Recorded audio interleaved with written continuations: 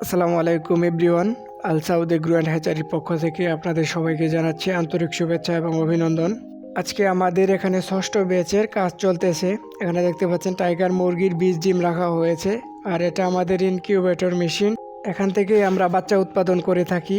তো ভিতরের পরিবেশটা আপনাদেরকে একটু দেখানোর চেষ্টা করতেছি।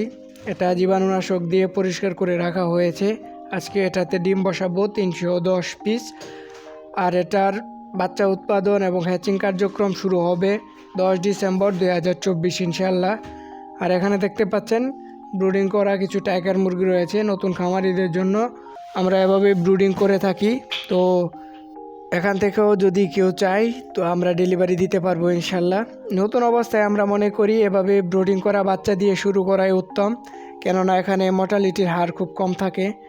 তো আপনাদের যাদের প্রয়োজন হয় অবশ্যই আমাদের সাথে যোগাযোগ করবেন, আর আমাদের ভিডিওগুলো ভালো লাগলে অবশ্যই শেয়ার করে সাথে থাকবেন। ধন্যবাদ সবাইকে।